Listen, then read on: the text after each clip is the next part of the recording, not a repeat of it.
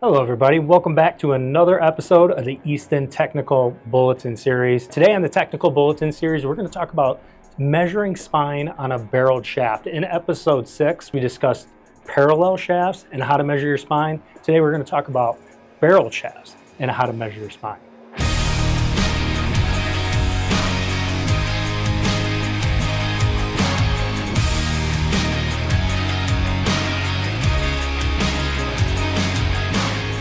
Just a side note, if you guys like what you're seeing, make sure you hit that like button on our videos and hit that subscribe button so you can get all that content that we're feeding out to you guys every week. All right, George, let me know what we got here in front of us. In episode 6, we had the spine tester out there, but again, we were using parallel shafts, and we had some questions from our viewers on, okay, how do you measure spine for a barreled shaft? Well, first of all, Jeff, there is a difference. And the reason there's a difference is because the barrel is not dead center in the middle of the arrow. The barrel is biased to one end of the arrow shaft. It is designed specifically to have a very specific tail spine. And so that's another reason why we tell people don't cut off the back of the engineered tail of the X10. Now, is the barrel going towards the back more or towards the front of the shaft? Depends on the actual spine value of the arrow. Some of the heavier ones are biased a little more toward the front, and some of the weaker ones are biased so that it's a little more toward the back. It all depends upon the specific spine value. Each one has a different design.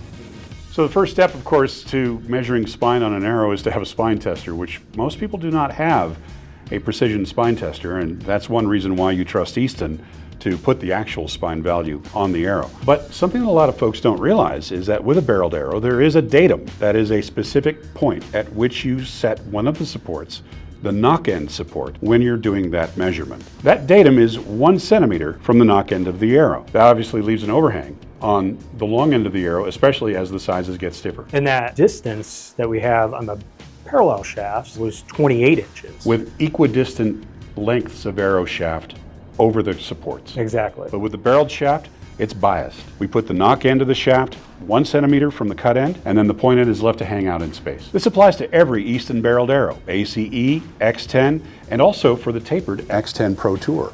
Another consideration is that Easton has very specific measurements for specific zones of the arrow shaft. If you look at this engineering drawing, you can see that the arrow is divided into up to 6 zones. Each one of those zones has a precise spine measurement, giving you the guarantee that the entire arrow will function exactly as designed. This is just one of the very many design characteristics that each individual X10 model has, Jeff. You know, a lot of time and effort was spent to dial it in, and it has proven itself to be the winning formula. I'll tell you what, we had a group come in through a tour. We actually had a lot of tours here last week. Some people got to see some of the processes that nobody else gets to see. Some of them are retailers, and they were blown away.